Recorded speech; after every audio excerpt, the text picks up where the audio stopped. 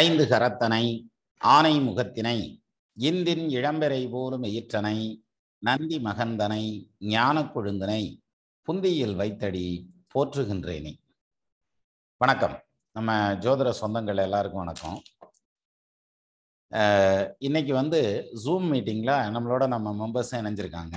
இதுல நம்ம பார்க்க போற தலைப்பு அப்படிங்கிறது ரொம்ப முக்கியமான தலைப்பு. அதாவது கால சர்ப்ப தோஷம். கிட்டத்தட்ட இந்த டாபிக் நம்ம சேனல்ல பெரும்பாலும் போடவே இல்லைன்னு கூட சொல்லலாம். சரி, இப்போ இன்னைக்கு இந்த கால சர்ப்ப யோகத்தை பத்தியோ அல்லது கால சர்ப்ப தோஷத்தை பத்தியோ பார்த்துருவோம். ஆக்சுவலா ரெண்டு இருக்கு. ஒன்று கால சர்ப்ப யோகம், இன்னொன்று கால சர்ப்ப தோஷம் அப்படிம்பாங்க. இது ரெண்டுக்கும் வித்தியாசம் தெரியாம நிறைய குழப்பிக்குவாங்க. அப்போ இந்த தோஷம்னா என்ன, கால சர்ப்ப தோஷம்னா என்ன, கால சர்ப்ப யோகம்னா என்ன, ஜாதகத்துல கிரக நிலை எப்படி இருக்கும், இதுல இருக்க படிநிலைகள் என்ன, காலசர்ப்ப தோஷம்ங்கிறதுனுடைய படிநிலைகள் என்ன. ஏன்னா ஒருத்தர் ஒரு சின்ன ஹோட்டல், பிளாட்ஃபார்ம் ஹோட்டல் வச்சிருக்காரு, கையேந்தி பவன். ஒருத்தர் ஆரிய பவான், சரவண பவான் அப்படிலாம் வச்சிருக்காங்க. இவரும் ஹோட்டல் ஓனர் தான், அவரும் ஹோட்டல் ஓனர் தான். இல்லை, அது மாதிரி அந்த படிநிலைகள்னு ஒன்று இருக்கும் இல்லையா, அது காலசர்ப்ப தோஷத்துலேயும் அதே மாதிரி ஸ்டெப் இருக்கும். ஸோ இந்த ஸ்டெப்பை எப்படி பார்க்கலாம், அப்புறம் காலசர்ப்ப தோஷம் இருக்கா இல்லையாங்கிறது எப்படி கண்டுபிடிக்கலாம் அப்படிங்கிற டீட்டெயிலை நம்ம இதில் பார்த்துடலாம். இதில் இன்னொன்று முக்கியமானது, இந்த காலசர்ப்ப தோஷம் அப்படின்னு தான் என்ன சொல்லுவாங்கன்னா, 30 வயசு வரைக்கும் நீ கஷ்டப்படணும், சீப்படணும், சின்னப்படணும், வேற என்ன சொல்றது, ரொம்ப நொந்து நூடுல்ஸ் ஆகணும், அதுக்கப்புறம் அதுவே பழகி போயிடும் அப்படின்னு. அதில் அது மாதிரி இல்லாமல் இந்த காலசர்ப்ப தோஷம் இருந்ததுன்னா 30 வயசுக்கு அப்புறம் தான் டெவலப்மெண்ட் இருக்கும். ஒரு கல்யாணம் ஆகட்டும், தொழிலில் செட்டில் ஆகிறதாகட்டும், படிப்பை முடிக்கிறதாகட்டும், அல்லது சொத்து பத்தில் செட்டில் ஆகிறதாகட்டும், இது மாதிரியான விஷயங்கள்ல இந்த காலசர்ப்ப தோஷம் இருந்ததுன்னா கொஞ்சம் லேட்டாக ஆரம்பிக்கும் அப்படிங்கிற மாதிரியான அமைப்பு. அவங்களுடைய லைஃபே லேட்டாக தான் ஆரம்பிக்கும் அப்படின்னு ஒரு அமைப்பு. சரி, இப்போ இந்த காலசர்ப்ப தோஷம் அப்படிங்கிறதுல அதுலேயே சர்ப்பம்னு ஒன்று வந்தாச்சு.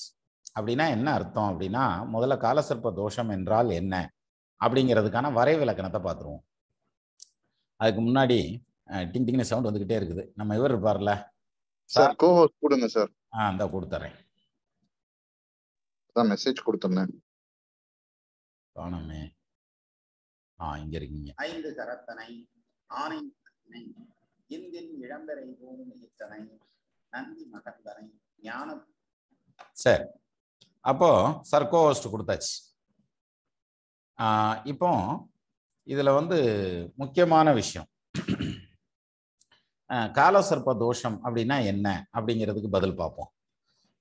சர்ப்பம் அப்படிங்கிறது ரெண்டு இருக்கு நம்ம இதுல, ராகு கேது இல்லையா. இந்த ராகு கேதுக்குள்ள எல்லா கிரகங்களும் அடைபட்டு நின்றால் அது காலசர்ப்ப தோஷம் எனப்படும். சரியா, இப்ப இது கொடுத்தாச்சு. பட் இதுல ரொம்ப முக்கியமா கவனிக்க வேண்டிய பாயிண்ட் இருக்குது. இப்ப பாருங்க, ராகு கேதுக்குள் அனைத்து கிரகங்களும் அடைபட்டு நின்றால் அது காலசர்ப்ப தோஷம் எனப்படும். இப்ப நம்ம அதுக்கான விளக்கத்தை பார்ப்போம். இப்ப பாருங்க,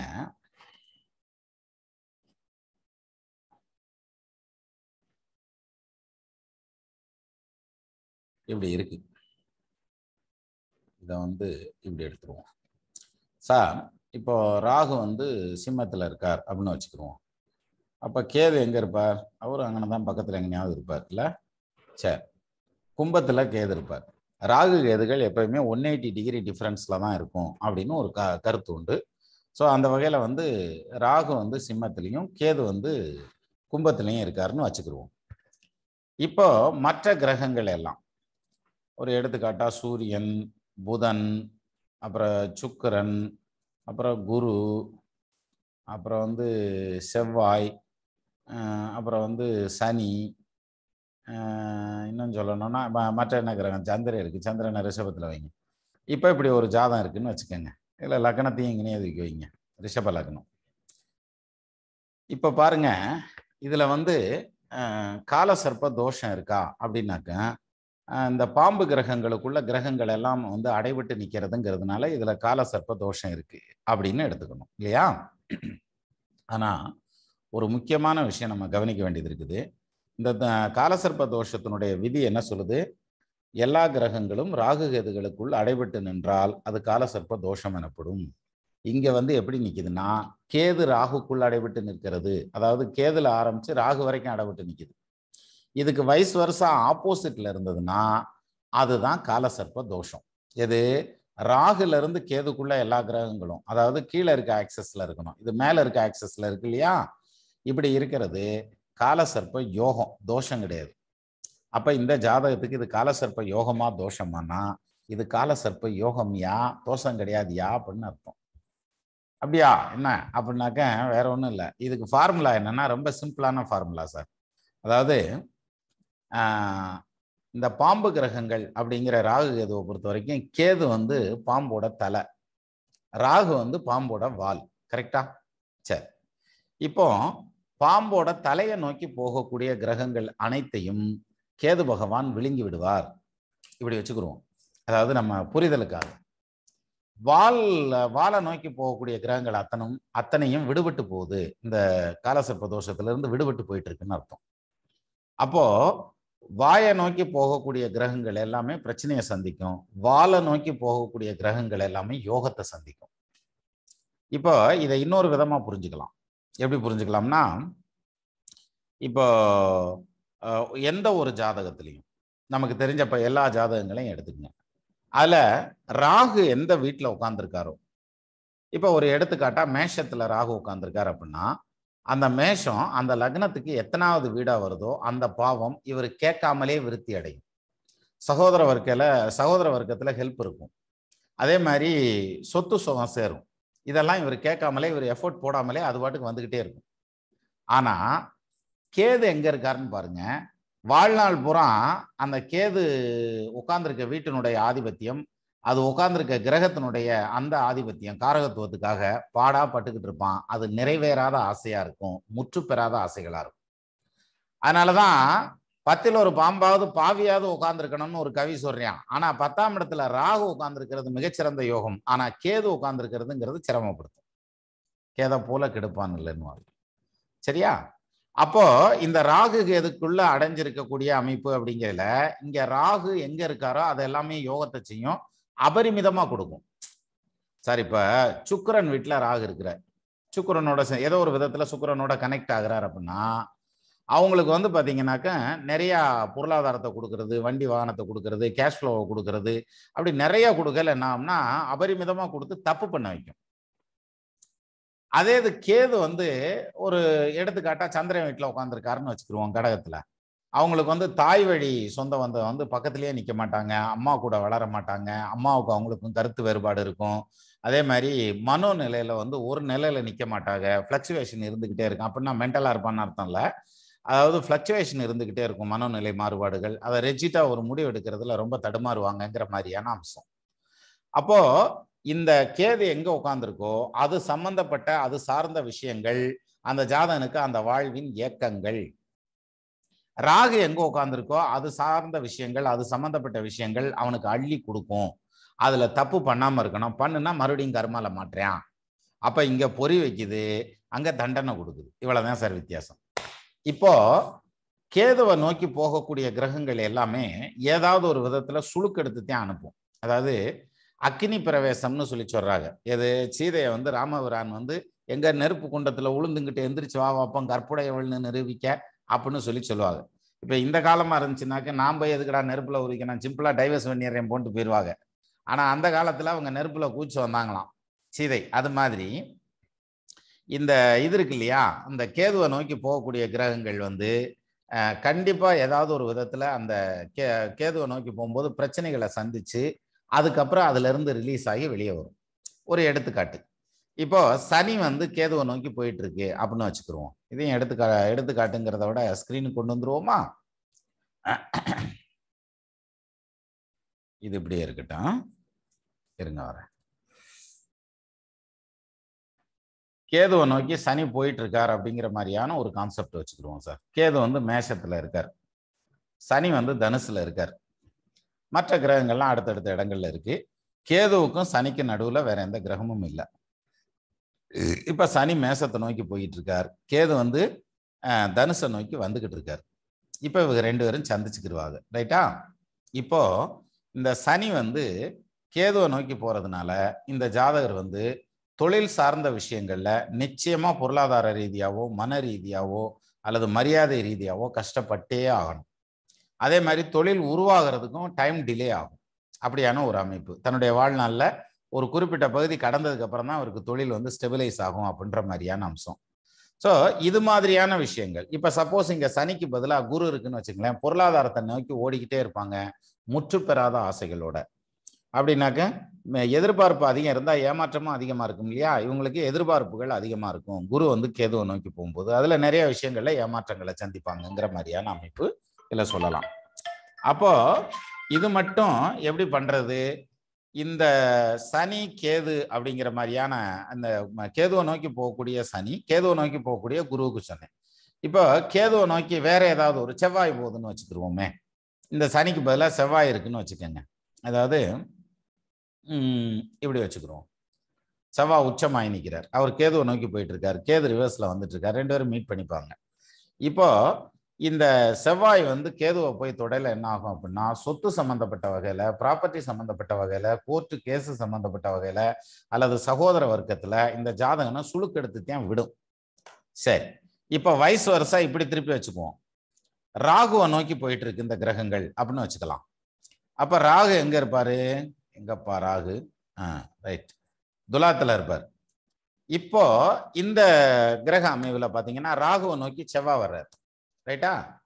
இப்போ இந்த கேதுவை கடந்தாச்சு செவ்வாய். அதனால ராகுவை நோக்கி வர்றதுனால சகோதர வர்க்கத்துல இம்ப்ரூவ்மெண்ட் இருக்கிறதுங்கிறது, உதவி ஒத்தாசைகள் கிடைக்கிறது, சொத்து பத்துக்கள் கிடைக்கிறது, பொருளாதார மேன்மை கிடைக்கிறதுங்கிறது, அரசியல் ஆதாயம் கிடைக்கிறது, அரசாங்க வேலை கிடைக்கிறதுங்கிறது, அதே மாதிரி சோசியல் ஸ்டேட்டஸ் இம்ப்ரூவ் ஆகுறதுங்கிற மாதிரியான அமைப்பு, உடல் ஆரோக்கியம் நல்லா இருக்குங்கிற மாதிரியான அம்சம். இவர் வந்து ஒரு சமுதாயத்துக்கு தலைவர் ஆகிறது அல்லது வந்து ஒரு அசோசியேஷன் தலைவர் ஆகிறதுங்கிற மாதிரியான அமைப்பு. இந்த அளவுக்கு அது இது எல்லாமே எதிர்பார்க்காமலே அது பாட்டு கொடுத்துக்கிட்டே இருக்கும். எது? இந்த செவ்வாய் வந்து ராகுவை நோக்கி வர்றாரு. சரி, அடுத்தது சனியும் வெளியே வந்துட்டார். அப்ப இவருக்கு சாதாரண நிலையில தொழில் ஆரம்பிச்சா கூட அது மிக அசாதாரணமான நிலையை நோக்கி டெவலப் ஆக்கி விட்டுரும் அப்படிங்கிற மாதிரியான அமைப்பு. சரி, இப்ப சூரியன் இங்க இருக்கிறார். அதாவது கேதுவை தாண்டி சூரியன் வந்துட்டார் அப்படின்னாக்க ராகுவை நோக்கி போயிட்டு இருக்கார். ஸோ இந்த சூரியன் வந்து ராகுவை நோக்கி போறப்ப சூரியன் வந்து லக்னாதிபதினா அவருடைய பேரு புகழ் அந்தஸ்து கௌரவம் கூடும். 10ஆம் பாவாதிபதினா தொழில் போக்குவரத்து இம்ப்ரூவ்மெண்ட் ஆகணுங்கிற மாதிரியான அமைப்பு, கௌரவம் நல்லா இருக்கும், அரசு துறை அரசாங்கத்துறையில பெனிஃபிட்லாம் கிடைக்குங்கிற மாதிரியான அம்சம், ஃபைனான்சியல் டெவலப்மெண்ட் நல்லா இருக்குங்கிற மாதிரியான அமைப்பு. ஸோ இது உடல் ஆரோக்கியம் நல்லா இருக்கும். ஸோ இது எல்லாமே வந்து கூடுதலாகவே கொடுக்கும். அப்போ இந்த சூரியன், இதே சூரியன் வந்து இந்த பக்கம் இருக்காருன்னு வச்சுக்கோங்க, கேதுவை நோக்கி போயிட்டு இருக்காருன்னு வைங்க, கௌரவம் போயிடும், வருமானத்துல தொல்லைகள் வரும், குடும்ப பெருமையை கெடுத்துருவான், புள்ள வரந்திருக்கு வாரியா பெரிய குடும்பத்துலன்றாங்கல்ல, அதெல்லாம் இந்த மாதிரி இருக்கிறது தான். அப்போ சூரியன் வந்து ராகுவை நோக்கி போனார்னா பெரிய இம்ப்ரூவ்மெண்ட் இருக்கும் அப்படிங்கிற மாதிரியான அர்த்தம். சரி, இப்ப சுக்கிரன் வந்து ராகுவை நோக்கி போறார். இள வயதிலேயே வந்து திருமணத்துக்கான அமைப்பு கூடும். அதே மாதிரி நல்ல அழகான வசதியான பொருளாதாரத்துல மேம்பட்ட நிலையில இருக்கக்கூடிய இடத்துல இருந்து பொண்ணு வருவாங்க. அதே மாதிரி அந்த பிள்ளைய வந்து சம்பாதிக்கக்கூடிய பொண்ணா இருக்கும், தன் கையில வருமானத்தை ஈட்டக்கூடிய பொண்ணா இருக்கும், மனசுக்கு பிடிச்சதா இருக்கும். Without any compromise you can select the bride அப்படிங்கிற மாதிரியான ஒரு பொசிஷன் இதுல இந்த ராகுவை நோக்கி சுக்கிரன் போறதுங்கிறதுனால சொல்லலாம். சரி, இப்ப இதே இது வந்து புதன் வந்து ராகுவை நோக்கி போயிட்டு இருக்காரு அப்படின்னா என்ன அர்த்தம்? ஒரு படிப்புல நல்ல நிலைமைக்கு வருவார்ன்ற மாதிரியான அமைப்பு. படிப்புக்காக நிறைய செலவு பண்ணுவாங்க, வெளிநாடு எல்லாம் படிக்கிறதுக்கான யோகம். நான் சொல்றது இது மட்டும் இல்லை, இதெல்லாம் கீ பாயிண்ட்ஸ். இதுக்கு மற்ற கிரகங்களுடைய சப்போர்ட், தசாபுத்தியினுடைய சப்போர்ட் எல்லாம் இருக்கணும். சரியா? எனக்கு கூட ராகு புதன் ராகுவை நோக்கித்தான் போகுது, ஆனா நாங்க எல்கேஜி தாயா படிச்சிருக்கோம்னு ஆரம்பிச்சிடக்கூடாது. சரியா? அதாவது ஒரு லாரி ஓடணும்னா கண்டிப்பா ஹெட்லைட் வேணும் அப்படிங்கிறான், அப்ப டிரைவர் வேண்டியது இல்லையான்னு கேட்கக்கூடாது. சரி, இப்போ புதன் வந்து ராகுவை நோக்கி போகுது அப்படின்னாக்கும் பொருளாதார விருத்தி, தொழில் விருத்தி, அதே மாதிரி உத்தியோகத்துல விருத்தி, அப்புறம் வந்து சொத்து பத்து காலி இடம் வாங்குறதுங்கிற மாதிரியான அமைப்பு, ஃபைனான்ஸ் சம்மந்தப்பட்ட வரவு செலவு பண்ணுறதுங்கிற மாதிரியான அமைப்பு, மாமன் வர்க்கத்தில் உதவி ஒத்தாசைகள் கிடைக்கிறது, இது படிப்பில் மேலான நிலை அடையிறதுங்கிறது, படிப்புனாலேயே சிறப்பான ஒரு இடத்துக்கு போகிறதுங்கிறது, எஜுகேஷனல் லைன்லேயே அகடமிக் லைன்லேயே பொழப்பு அமைஞ்சிடுறதுங்கிறது, இது மாதிரியான பாசிட்டிவான மூமெண்ட்ஸ் எல்லாமே வந்து அந்த புதன் வந்து கொடுக்க ஆரம்பிச்சிருவார். சரி, இப்போ குரு வந்து ராகுவை நோக்கி போயிட்டு இருக்காரு அப்படின்னு வச்சுக்குவோம். இப்போ இந்த குரு ராகுவை நோக்கி போகிறதுங்கிறது எப்படி இருக்கும்? பிள்ளைகளால் மன நிம்மதி கிடைக்கிறது, காலகாலத்தில் குழந்தைங்க கிடைக்கிறதுங்கிறது, பொருளாதாரத்தில் மேம்பாடு அடைகிறதுங்கிறது, உடல் ஆரோக்கியம் நல்லா இருக்கணுங்கிறது, சோஷியல் ஸ்டேட்டஸ் இம்ப்ரூவ் ஆகணுங்கிறது, பல பேரை ஆதரிக்கக்கூடியவங்களாக வருவாங்க, வெல் நோன் பர்சனாக வருவாங்க, ஃபேமஸ் நேம் உள்ளவங்களாக வருவாங்க. ஸோ இது மாதிரியான விஷயங்கள் எல்லாம் இந்த ராகு நோக்கி போல நடக்கும். இப்போ இதுக்கு ஆப்போசிட்டாக கேது நோக்கி போனால் அப்படியே ரிவர்ஸ் கியர் போட்டுங்க, சிம்பிள், அவ்வளோதான், முடிஞ்சு வச்சு. மரியாதை கிரியாதெல்லாம் காத்துல விட்டுருவான், புள்ள பக்கிறதுக்கு லேட் ஆகும், பிறந்தவள்ளையும் ஏற்று நிற்பான், சண்டை கட்டுவான், மல்லு கட்டுவான் அப்படின்ற மாதிரியான அமைப்புல அப்படி ஆப்போசிட்டா கொண்டு போயிடும். அப்போ சந்திரன் வந்து ராகுவை நோக்கி போறார் அப்படின்னு வச்சுக்கலாம். இப்போ இந்த சந்திரன் ராகு நோக்கி போறது எப்படி இருக்கும்? தாய் வழி ஒத்தாசை எல்லாம் நல்லா இருக்கும், மாமன் வர்க்கத்துல ஒத்தாசை உதவி நல்லா இருக்கும், மனோநிலை ரொம்ப தெளிவானவங்களா இருப்பாங்க, ஒரு முடிவு எடுத்தா அப்புறம் நானே மாத்திக்க மாட்டேன் அப்படின்ற மாதிரியான ஸ்டைல்ல இருப்பாங்கங்கிற மாதிரியான அமைப்பு. ஸோ இதெல்லாம் வந்து இந்த சந்திரன் இதை நோக்கி போறது. இப்ப பாருங்க, எல்லா கிரகங்களும், இப்ப நம்ம சார்ட்ல பாக்குற எல்லா கிரகங்களும் கேதுவை தாண்டி நிக்குது, ராகுவை நோக்கி நிக்குது. ரைட்டா? இது காலசர்ப்ப யோகம். சிம்பிளா புரிஞ்சுக்கலாம் சார், அவ்வளவுதான் சார். அப்போ காலசர்ப்ப தோஷம்னா என்ன? இனி நாங்களே சொல்லிடுவோம்ல, இதுக்கு ஆப்போசிட்டா இருந்தா தோஷம் யா, அப்படித்தாயா அப்படின்னாக்க, அப்போ சனி வந்து கேதுவை நோக்கி போகுது, தொழில் ரீதியான சிரமங்கள், அப்புறம் வந்து ஆரோக்கியத்துல தொல்லைகள் வரும். செவ்வாய் கேதுவை நோக்கி போறார், சொத்து பத்து தொடர்பான பிரச்சனைகள், சகோதர வர்க்கத்துல பஞ்சாயத்துகள், இதெல்லாம் நடக்கும். அதே மாதிரி சுக்கிரன் சூரியன்லாம் கேதுவை நோக்கி போறாங்க, மனைவி வகையில பிரச்சனை வர்றது, கோர்ட்டு கேஸ்ன்னு ஓடுறதுங்கிறது, சண்டை சச்சரவு வர்றதுங்கிறது. சூரியன் போறதுங்கிறது வந்து அரசு துறை, அரசாங்கம் இதெல்லாம் ஏத்து நிற்கிறதுங்கிறது, அல்லது வந்து குற்றம் குறைகள்லாம் வந்து கேஸ் எல்லாம் ஆகிறது, கவர்மெண்ட்டுக்கு எதிராக நிற்கிறது, இது மாதிரியான விஷயங்கள் சொல்லலாம். அதே மாதிரி சந்திரன் கேதுவை நோக்கி போறார், இது சொல்லியிருக்கேன். புதன் கேதுவை நோக்கி போறார், குரு கேதுவை நோக்கி போறார், இப்படின்னாக்க இவங்கெல்லாம் பஞ்சாயத்துக்கு போறாங்கன்னு அர்த்தம். அப்போ கேதுவை நோக்கி போகக்கூடிய கிரகங்கள் அனைத்தும் பிரச்சனையை ஏற்படுத்தும், அக்னி பிரவேசம் செய்வதற்காக போய் கொண்டிருக்கின்றன. கேதுவை தாண்டியாச்சுன்னா அத்தனை கிரகங்களும் யோகத்தை அனுபவிக்கிறதுக்காக வந்துகிட்டு இருக்குது அப்படின்னு அர்த்தம். சார் அந்த காலத்துல என்ன, இப்பயுமே பூக்குழி இறங்குவாங்க. பூக்குழி இறங்குறப்ப பாத்தீங்கன்னா, முன்னால வந்து பூக்குழி இறங்குறப்ப வந்து பாத்தீங்கன்னாக்கா ரொம்ப குலவையெல்லாம் இட்டு ரொம்ப ஒரு சவுண்ட் எல்லாம் கொடுத்து ஒரு எமோஷனோட இறங்குவாங்க. அந்த பக்கம் தாண்டி வந்ததுக்கு அப்புறம் பாத்தீங்கன்னா பிடிச்சு நிப்பாட்டுவாங்க, இவங்க பேச மாட்டாங்க, தண்ணி ஊற்றி விடுவாங்க இல்லையா, முடிஞ்சுன்னு அர்த்தம். அப்போ அது மாதிரி அந்த அக்னி பிரவேசத்தை முடிஞ்சு வெளியில வந்த கிரகங்கள் அத்தனையும் யோகத்தை செய்ய ரெடி ஆயிரும். அப்ப கேதுல இருந்து ராகுக்குள்ள இருந்ததுனால் அது காலசர்ப்ப யோகம், ராகுல இருந்து கேதுக்குள்ள இருந்ததுனால் அது காலசர்ப்ப தோஷம் எனப்படும். சரி, அப்ப காலசர்ப்ப தோஷம் இருந்ததுன்னா அவன் வந்து வாழ்க்கையில உருப்பட மாட்டானா அப்படின்னு அடுத்த கொஸ்டின். ஏன் 30 வயசு வரைக்கும் கஷ்டப்படணும், அதுக்கப்புறம் நல்லா இருப்பேன்னு சொல்றாங்க? அதுக்கு ஒரு காரணம் வேணும்ல, பாப்போமா அது என்னன்னு சொல்றேன். இந்த காலசர்ப்ப யோகம் அப்படிங்கிறதுலையோ தோஷம் அப்படிங்கிறதுலையோ ரொம்ப முக்கியமா கவனிக்க வேண்டியது அப்படின்னு எடுத்துக்கிட்டா, இந்த 30 வருஷம் அப்படிங்கிற அந்த ஒரு பாயிண்ட் எப்படி அதை எடுத்துக்கலாம் அப்படின்னா, இப்ப பாருங்க, ஓ எங்கப்பா கட்டமே ஆடுது. சனி வந்து இங்க இருக்காருன்னு வச்சுக்குவோம் சார். இப்ப இப்படி ஒரு ஜாதகம் இருக்கு, அதாவது ராகுக்கு அப்புறம் எல்லா கிரகங்களும் இருக்கு, அதுல முதல்ல சனி இருக்கு, ராகுக்கு அடுத்த கட்டத்திலேயே சனி இருக்கு. சார் திருப்பி இந்த கட்டத்துக்கு சனி வர்றதுக்கு எவ்வளவு நாள் சார் ஆகும்? 30 வருஷம் ஆகும். ரைட்டா? அப்போ 30 வருஷத்துக்கு ஒரு தடவை அந்த ஒரு சனி வளையம் இருக்கு இல்லையா, அந்த ஒரு சனி வளையத்துல சனி வந்து கர்மகாரகன் இல்லையா, அப்ப அந்த சனி வளையம் ஒரு சுத்து முடிஞ்சாதான் இந்த கர்மாவை வந்து ஓரளவுக்கு முடிச்சு அடுத்த ஸ்டெப்பை நோக்கி போவாங்கன்னு அர்த்தம். அப்போ மேக்சிமம் அப்படிங்கிற அந்த பாயிண்ட் தான் வந்து 30 வருஷம். சரிதானா? இந்த சனி வந்து ஒரு சுத்தி வரணும் அப்படின்னு. சரி, இதெல்லாம் எதுக்காக கொண்டு வந்தாங்க அப்படின்னா, நான் ஏற்கனவே பேசியிருக்கேன் இல்லையா, ராகு எது பல்ஸ் பிடிக்கிறதுங்கிறது ரொம்ப சிக்கலான விஷயம். சரியா? ராகு எதுவை கணிக்கிறதுங்கிறது எப்பேற்பட்ட ஆள் கண்ணையும் விரலை விட்டு ஆட்டும்டான்வாங்கல்ல, அது மாதிரி. ஆமாங்க, பயங்கரமா யோகமா இருக்குங்க, நீங்க தொழில் ஆரம்பிச்சீங்கன்னா ஓஹோன்னு வருவீங்க அப்படின்னு கடைசியில சொத்தை வந்து கடை கட்டிக்கிட்டு தொழிலை க்ளோஸ் பண்ணிட்டு. அப்ப நான் என்னங்க செய்யறது, ஜோசியம்லாம் பார்த்து தாங்க வந்தேன் அப்படின்னுவாங்க. அப்படின்னா என்ன அர்த்தம்?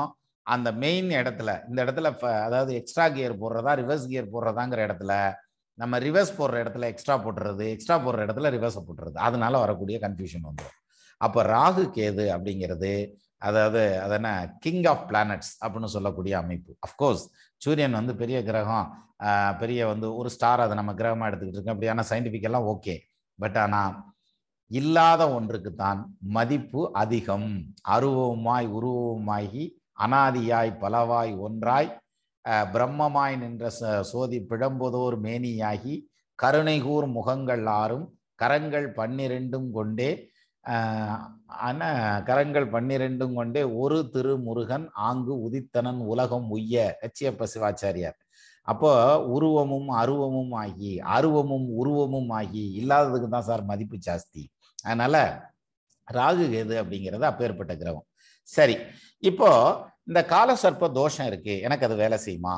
காலசர்ப்ப யோகம் இருக்கு, எனக்கு அது வேலை செய்யுமா அப்படின்னா முதல்ல இருக்கா இல்லையான்னு பார்க்கறதுலயே நிறைய பஞ்சாயத்து இருக்கு. அங்க போவோம் நம்ம. சரியா? இப்போ இப்படி இருந்ததுன்னா இது ஒரு தெளிவான கால்குலேஷன் சார். அதாவது ராகுக்கு அடுத்த கட்டத்துல இருந்து கிரகங்கள் இருக்கு, கேதுவுக்கு முன்னால கட்டத்திலேயே முடிஞ்சு வச்சு அப்படிங்கிற எல்லா கிரகங்களும் இங்க இருக்கிறதுனால இது வந்து காலசர்ப்ப தோஷம். ஏன்னா ராகு டு கேதுக்குள்ள எல்லா கிரகங்களும் இருக்கு. சரி, சரியா போச்சு. இப்போ இப்படி இருக்குன்னு வச்சுக்கோங்க. எப்படி இருக்கு இருங்க, எப்படி இருக்கு? அதாவது துலாத்துல ராகு சனி இருக்கு, பாக்கி கிரகங்கள்லாம் கேதுக்குள்ளேயே இருக்கு. இப்போ இது காலசர்ப்ப யோகமா, இதுல காலசர்ப்ப தோஷம் இருக்கா அப்படின்னாக்க இது எப்படி பார்க்கணும் அப்படின்னா ரொம்ப சிம்பிளா சொல்லணும்னா டிகிரி வைஸ் பார்த்துக்கலாம். அதாவது ராகுவை கடந்து சனி இருக்கணும். சரியா? சனி வந்து ராகுவை தாண்டி உள்ள வந்திருக்கணும். அப்படின்னா என்ன அர்த்தம்? இப்ப துலா ராசிவை எடுத்துங்க. சித்திர நட்சத்திரத்துல ராகு நிற்கிறார். சரியா? சுவாதி அல்லது விசாகம், சுவாதி நட்சத்திரத்துல வந்து சனி நிற்கிறாருன்னு வச்சுக்கிறோம். சித்திரையில ராகு நிற்கிறாரு, சுவாதியில சனி நிற்கிறார். இப்ப இது காலசர்ப்ப தோஷத்துக்குள்ள வந்துடும். ஏன்னா எல்லா கிரகங்களும் அடவிட்டு போச்சு. இப்ப இதே இது வைஸ் வருஷா மாத்தி வச்சுக்கோங்க. சித்திர நட்சத்திரத்துல வந்து சனி நிற்கிறார், ராகு சுவாதியில நிற்கிறாருன்னு வைங்க. அப்ப சனி கடக்கலன்னு அர்த்தம். இதை இன்னும் சிம்பிளா சொல்லணும்னா ஒரு 5 டிகிரியில சனி நிக்குது, 15 டிகிரியில ராகு நிற்கிறார். அப்ப இனிமே தான் கடக்க போறாங்க. அப்படின்னா சனி இந்த ராகு கேது ஆக்சஸ்ல இருந்து வெளியில இருக்குன்னு அர்த்தம். அப்ப சனி வெளியில இருந்தால் நிச்சயமா இது காலசர்ப்ப யோகத்திலையும் வராது, காலசர்ப்ப தோஷத்திலையும் வராது, ஒன்றும் வராது. அப்ப எனக்கு காலசர்ப்ப யோகமா இல்லப்பா, காலசர்ப்ப தோஷமா இல்லப்பா, இல்லையா ராகு டு கேதுக்குள்ள எல்லா கிரகமும் இருக்கியா அப்படின்னாக்க நம்மளாத்தையும் சொல்லிக்கிட்டு தெரியணும். மற்றபடி வந்து இது காலசர்ப்ப தோஷத்துல வராது. சரி, இப்போ இதை பார்த்துட்டோம். இப்போ இன்னொன்னு எடுத்துக்குவோம். குரு வந்து கேதுவோட இருக்காருன்னு வச்சுக்கிருவோம். சரியா? இப்போ இந்த குரு கேது இங்க நான் என்ன சொன்னனோ அதே மாதிரி அங்க கடந்திருக்கணும். எது? குரு வந்து ஒரு பரணி நட்சத்திரங்காலில் நிற்கிறார், கேது வந்து அஸ்வினி நட்சத்திரங்காலில் நிற்கிறாருன்னு வச்சுக்கோங்க. அப்ப குரு வெளியில இருக்காருன்னு அர்த்தம். சரி, கேது வந்து 5 டிகிரியில இருக்காரு, குரு வந்து 24 டிகிரியில இருக்கார் அப்படின்னு வச்சுக்கோங்க. அப்ப குரு வந்து வெளியில இருக்கார், ராகு கேது ஆக்சஸ்க்கு வெளியில இருக்கார். அப்ப இப்ப இது வந்து காலசர்ப்ப தோஷமா அப்படின்னாக்க இல்லப்பா, காலசர்ப்ப தோஷம்லாம் கிடையாது என்றலாம். சரி, இப்போ அடுத்த பாயிண்ட் நம்ம நண்பர்கள் எல்லாத்துக்கும் புரிஞ்சிருக்கும், இருந்தாலும் நம்ம இதை தனியா எடுத்துக்கிறோம். இப்போ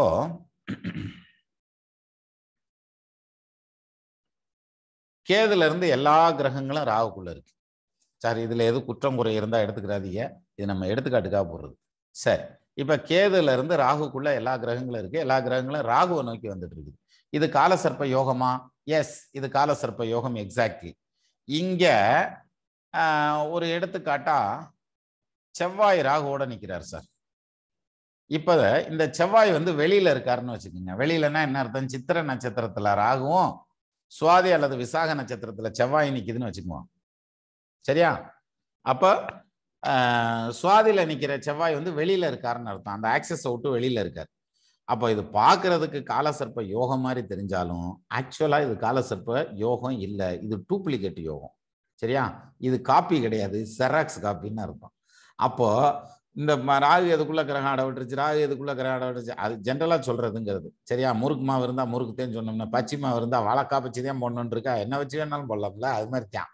அதனால இதுல வந்து ராகு கேதுக்குள்ள அடப்பட்டு நிக்குது, அதனால வந்து தோஷம் இருக்குன்னு பேசிடக்கூடாது. இந்த ஒரு கட்டத்துக்குள்ள இருந்துச்சுன்னா அது எந்த நட்சத்திர காலில் நிக்குது அப்படிங்கிறத வச்சுதான் நம்ம வந்து காலசர்ப்ப தோஷம் இருக்கா இல்லையாங்கிறத டெசிஷனே எடுக்க முடியும். இது ஒரு பாயிண்ட் சார். சரி, இன்னொரு விதிவிலக்கு இருக்கு. என்ன தெரியுமா? இப்போ எல்லா கிரகங்களும் ஒரு சைட்ல இருக்கு, லக்னம் மட்டும் வெளியில இருக்குன்னு வச்சுக்கோங்க. இப்ப எடுத்துக்கலாமா இதை அப்படின்னா, இது காலசர்ப்ப தோஷம் வந்து முழுமையா வேலை செய்யாது, அல்லது காலசர்ப்ப யோகம் முழுமையா வேலை செய்யாது. இது அந்த இதுக்குள்ள கேடருக்குள்ள கொண்டு வர வேண்டியதில்லை. நீங்க நல்லா பாருங்க. இல்ல அது வந்து அதெல்லாம் கிடையாது, கிரகங்கள் எல்லாம் இருந்தா காலசர்ப்ப தோஷம் சொல்லியிருக்காங்க அல்லது காலசர்ப்ப யோகம் சொல்லியிருக்காங்கிறத ஆர்கியூமெண்ட்டுக்காக பேசலாம், அது ஒன்றும் பிரச்சனை இல்லை. ஆனா நீங்க பிராக்டிக்கலா பலன் பாருங்க. இந்த காம்பினேஷன் இந்த செட்டப்ல இருக்கு உங்களுக்கு, அதாவது லக்னம் வெளியில இருக்கு, கிரகங்கள் எல்லாமே வந்து எய்தர் காலசர்ப்ப தோஷம் ஆர் காலசர்ப்ப யோகம் ரெண்டுல எதுலையா ஒண்ணுல நிக்குதுன்னா, அவங்களுக்கு இந்த காலசர்ப்ப யோகத்தினாலும் தோஷத்தினாலும் ஒரு பெரிய பாதிப்போ அல்லது மிகப்பெரிய யோகமோ செய்யாது. சரியா? அது மற்ற கிரகங்களுடைய யோக பாக்கியங்கள்லாம் பேசும், அதெல்லாம் செய்யும், மற்ற தசாபுத்தி பலன்கள்லாம் நடக்கும். ஆனா பர்டிகுலரா இந்த தோஷமோ இந்த யோகமோ காலசர்ப்ப யோகமோ காலசர்ப்ப தோஷமோ இவங்களுக்கு வந்து இம்பாக்டை ஏற்படுத்துறதுக்கான வாய்ப்பு இல்லை அப்படிங்கிற மாதிரியான பாயிண்ட் எடுத்துக்கிடலாம். அப்போ ஒரு ராகு இதுக்குள்ள அடைபட்டு இருக்கக்கூடிய கிரகங்கள் அப்படிங்கிற பாயிண்ட்ல வந்து இந்த விதிவிலக்குகளை மேட்ச் பண்ணி பார்த்தா நிச்சயமா பலன் வந்து ரொம்ப கரெக்டா வரும், அதுல ஒன்றும் பிரச்சனை இல்லை. அதே மாதிரி கேதுவை நோக்கி போகக்கூடிய அத்தனை கிரகங்களும் கண்டிப்பா பிரச்சனையை சந்திக்கும். அவங்க வந்து ஏதாவது ஒரு விதத்துல உரண்டை இழுத்துக்கிட்டு தான் போவாங்க, அவங்களுக்கு முற்று பெறாத ஆசைகள் இருக்கும் அப்படின்ற மாதிரியான அமைப்பு. அதுலேயும் குறிப்பா கேது எங்க உட்கார்ந்துருக்காரோ அந்த காரகத்துவம் பார்த்தீங்கன்னா அந்த ஜாதகனுக்கு எட்டாக்கனியா இருக்கும். ஒரு எடுத்துக்காட்டா சுக்கிரன் வீட்டில் உட்காந்துருக்காரு, வாகனம் வாங்குறதுங்கிறது அவருக்கு பெரிய விஷயமா இருக்கும் இல்லையா? நான் வாகனம் கூட வாங்கிட்டேன், அப்போ பொண்டாட்டி வாங்குறது பெரிய விஷயமா இருக்கும், அல்லது ஒரு வீடு கட்டுறதுங்கிறது அமையாமலே போயிட்டு இருக்கும். ஸோ இது மாதிரியான விஷயங்கள் வாழ்நாள் முழுமையும் இயங்கக்கூடிய விஷயங்கள்ல கேது உட்கார்ந்துருப்பார். அபரிமிதமா அள்ளி கொடுத்து அந்த, அதாவது எனக்கு ஸ்வீட் வேணும், எனக்கு ஜிலேபி வேணும்னு ஒருத்தன் கேட்டான்னா ஒரு 4 ஜிலேபி வாங்கி கொடுக்கலாம், 2 ஜிலேபி வாங்கி கொடுத்தா ருசிச்சு ரசிச்சு சாப்பிடுவான். இல்லாட்டியா அதை விட்டுட்டு ஒரு 500 ஜிலேபி வாங்கி ஜிலேபியை கொண்டே எரிஞ்சா என்ன செய்வான்? அந்த கணக்குல தான் ராகு வேலை செய்வார்ன்ற மாதிரியான அமைப்பு. ஸோ அப்போ இந்த ராகு கேது உட்கார்ந்துருக்க ஸ்தானங்கள் அப்படிங்கிறது ரொம்ப முக்கியம். அதே மாதிரி ராகு கேதுக்கு எந்த பக்கம் கிரகங்கள் இருக்குதுங்கிறது முக்கியம். அப்ப காலசர்ப்ப தோஷம் இருக்குங்கிறதுனால ஒருத்தருடைய வாழ்க்கை கெட்டு போயிருமா அப்படின்னா நிச்சயமா கெட்டு போகாது. இன்னொன்னு சொல்லட்டுமா? காலசர்ப்ப தோஷம் இருக்குன்னு வச்சுக்குவோம், அந்த காலசர்ப்ப தோஷத்துக்குள்ளேயே கஜகேசரி யோகம் இருக்குன்னு வச்சுக்கிறோம். இந்த காலசர்ப்ப யோக தோஷத்தையும் தாண்டி கஜகேசரி யோகம் வேலை செய்யும். சரியா? ஆனா சிலருக்கு கஜகேசரி யோகம் இருக்கு, எனக்கு தான் இருக்குன்றாங்க, குருவுக்கு சந்திரன் கேந்திரத்துல தான் இருக்கு, ஆனா நாங்க சும்மா சாதாரணமாத்தையும் சுத்திக்கு இருக்கோம் அப்படின்ற மாதிரியான ஒரு பாயிண்ட்ல சொல்லுவாங்க. அது வந்து அந்த இப்ப நம்ம இதுல காலசர்ப்ப தோஷத்துக்கும் யோகத்துக்கும் பார்த்தோம் இல்லையா? அது மாதிரி கஜகேசரி யோகத்துக்குமான சில பேராமீட்டர்ஸ் இருக்கு, அது இருந்தாத்தையும் வேலை செய்யும். சரியா? அதை விட்டுட்டு காக்கி சட்டை ஓட்டதெல்லாம் காவல்காரர்னு எடுத்துக்க முடியாதுல்ல. ஃபயர் சர்வீஸ்ல இருப்பாங்க, செக்யூரிட்டியில் இருப்பாங்க, இன்னும் எத்தனையோ இடங்கள்ல இருப்பாங்க. அப்போ எல்லாத்தையும் ஒரே மாதிரியான பார்வையில் ஒரே மாதிரியான அளவுகோல் வச்சு அளக்க முடியாது. அப்படி அளந்தா தான் அது சயின்ஸ், இது ஜோதிடம். அப்போ ஒருத்தருக்கும் ஒரு மாதிரியான அளவுகோல் வச்சு தான் அளக்க முடியும் அப்படிங்கிறதுக்கு இதெல்லாம் வந்து ஒரு உதாரணம். அப்போ நம்ம ஜாதகத்தில் காலசர்ப்ப தோஷம் இருக்குங்கிறதுனால வாழ்க்கை முடிந்து விட்டது அப்படிங்கிற ஐடியாவுக்கெல்லாம் போயிடாதீங்க, அதெல்லாம் ஒன்றும் கிடையாது. அதே மாதிரி காலசர்ப்ப யோகம் இருக்கு, இனி பூரம் பணமாத்தியம் கொட்ட போகுது, நாளை காலையில் வர கூட்டு போய் ஸ்டேட் பேங்கை திறந்து விட போறாங்க அப்படின்ற மாதிரியான ஸ்டைல்லையும் யோசிச்சிடாதீங்க, அதுவும் வேலைக்கு ஆகாது. அப்போ அதையும் தாண்டி நம்மளுடைய அதுக்கு தான் சொல்கிறேன், என்னதான் காலசர்ப்ப தோஷம் இருந்தாலும் யோகம் இருந்தாலும் 1, 5, 9 தெளிவாக இருக்கா பாருங்க, அது தெளிவாக இருந்தால் வாழ்க்கை ஸ்மூத்தாக இருக்கும், பிரச்சனையே கிடையாது. இதுதான் வந்து நமக்கு இன்னைக்கு எடுத்துக்கக்கூடிய மெசேஜ் அப்படின்னு வச்சுக்கலாம். இப்போ வந்து கிட்டத்தட்ட காலசர்ப்ப தோஷத்துக்கான ஒரு ஐடியா கிடைச்சிருக்கும். நம்ம வந்து இப்போ இதில் வந்து கொஷின் ஹவர்ஸுங்கிறது வந்து தனியாக வச்சுக்கலாம். நம்ம முதலே வச்சுருந்துருக்கணும், அது வைக்கல. அதுக்கு முன்னாடியே வந்து ராகு கேது பயிற்சி போடாமலே நின்றுச்சா, சேர்ந்தாப்புல அதையும் முடிச்சிடலாம் அப்படின்னு சொல்லிட்டு ராகு கேது முடித்தோம். முடித்ததும் அடுத்து வந்து புக்கு பார்த்துக்கிட்டு இருக்கிறப்ப படிச்சுட்டு இருக்கிறப்ப இந்த டாபிக் வந்தது. சரி, ராகு கேது பயிற்சியை ஒட்டி இதையும் வந்து போட்டால் இனிஷியேட் பண்ணோம்னா இதுவும் நல்லாயிருக்கும் அப்படிங்கிறதுனால போட்டாச்சு. ஸோ இன்னும் அடுத்த ப்ரோக்ராமில் வந்து நம்ம கொஷின் வச்சுக்கிறலாம். இப்போ இதுல உங்களுடைய கருத்துக்களை பகிரலாம். சரியா சார்? கணேஷ்குமார் சார்.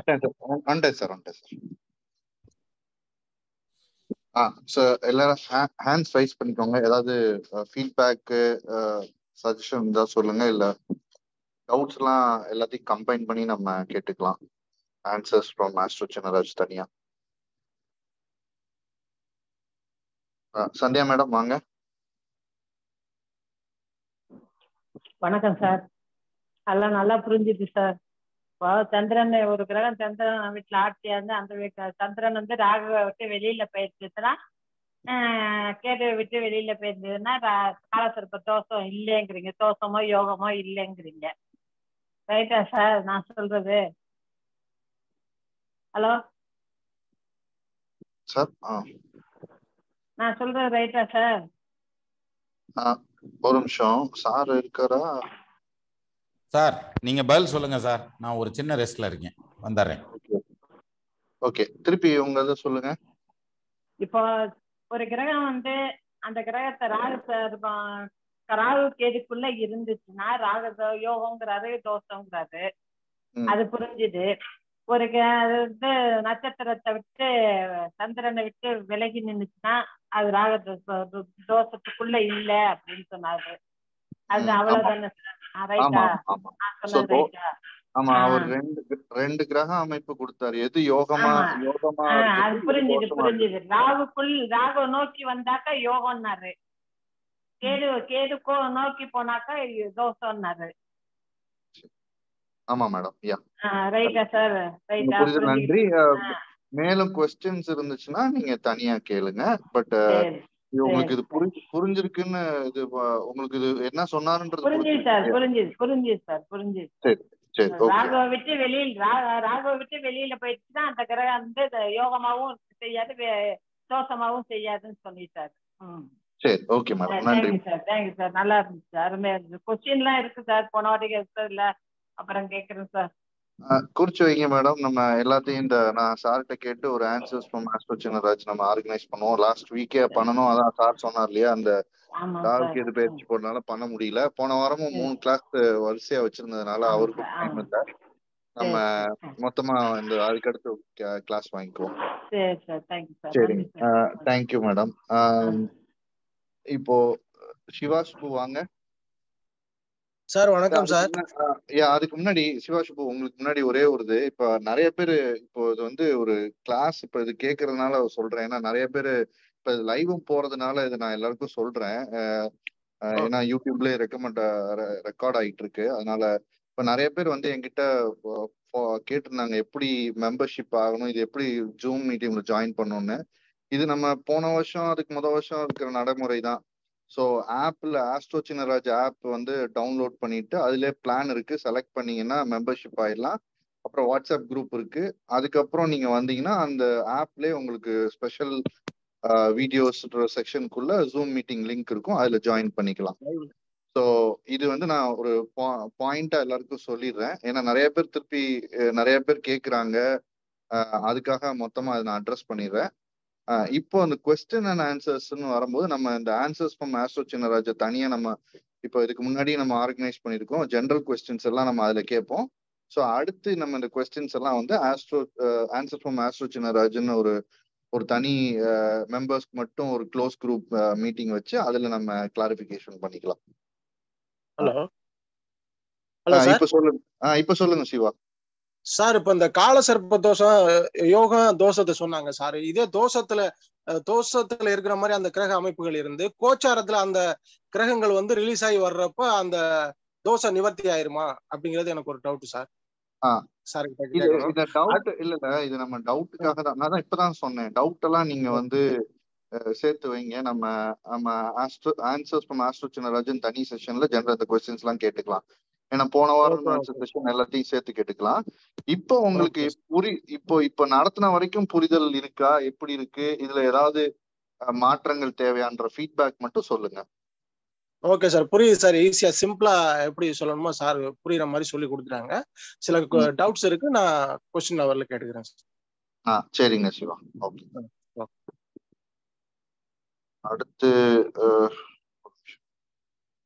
அடுத்து சாவித்திரி ராவ் மேடம் வாங்க. வணக்கம் சார். இன்னைக்கு கிளாஸ் நல்லாவே புரிஞ்சதுங்க. இது ஒரு கொஞ்சம் ரொம்ப நாளாவே கொஞ்சம் அதுல கன்ஃபியூஷனே இருந்தது. காலசர்ப்ப தோஷம் யோகம்ங்கிறது எப்படி வேலை செய்யணும், அதே போல ஒரு டிகிரி வயசுல கொஞ்சம் நகர்ந்தா கூட அது இல்ல அப்படிங்கறத சார் கிளியரா சொன்ன பிறகும் அது ரொம்ப புரிஞ்சது, நல்லா புரிஞ்சது. அவங்க ரொம்ப நன்றி சார். வணக்கம். ஸோ இதுக்கு மேல வேற எதுவும் ஃபீட்பேக் இல்லைன்னு நினைக்கிறேன். அதான் கொஸ்டின்ஸ் நிச்சயமா எல்லாருக்கும் இருக்கும், எனக்கும் இருக்குது. ஸோ எல்லா கொஸ்டின்ஸையும் சேர்த்து வைங்க. கண்டிப்பா அடுத்த கொஸ்டின்ல நம்ம இதுக்கு போன வாரம் நடத்தின 3 செஷன்ஸ் அப்புறம் இது எல்லாத்தையும் சேர்த்து ஒரு ஒரு ஜெனரல் கொஸ்டின் செஷன்ஸ் வச்சுக்கலாம். ஆன்சர்ஸ் ஆஸ்ட்ரோ சின்னராஜ்ன்ற செஷன் வச்சுக்கலாம். சார் வேற எதுவும் இருக்கா சார்? இல்லை, நம்ம வந்து இந்த கிளாஸ் வந்து எப்பவுமே கன்சிஸ்டண்ட்டாக இருக்கணும் இல்லையா? கிளாஸுங்கிறத விட லெக்சர் வந்து கரெக்டாக இருக்கணும். அதனால நம்ம இதோட முடிச்சிருவோம். மீண்டும் நம்ம இதில் வந்து நாளைக்கு வாய்ப்பு இருந்ததுன்னா நாளைக்கு இருங்க, நாளைக்கு வேற ஒரு மீட்டிங் ஒன்று அரேஞ்ச் பண்ணியிருந்தேன், அதையும் சொல்லிடுறேன். நாளைக்கு ஏதோ காதலும் கல்யாணமும் போட்டு வச்சுருக்கோம், என்னன்னு தெரியல. சரி, ரைட்டு, பார்ப்போம். நாளைக்கு திருப்பியும் வந்து ஜூம் மீட்டிங் இருக்கும், நாளைக்கு நம்ம இணையலாம். நமது நண்பர்கள் அனைவரும் ஆள் போல் தழைதழைத்து அருகது போல் வேரூன்றி மூங்கில் போல் கிளை கிளைத்து முடியாமல் வாழ்ந்திருக்க வாழ்கவென வாழ்த்தி அமைகிறேன். வணக்கம். நன்றி நன்றி சார். Thank you sir.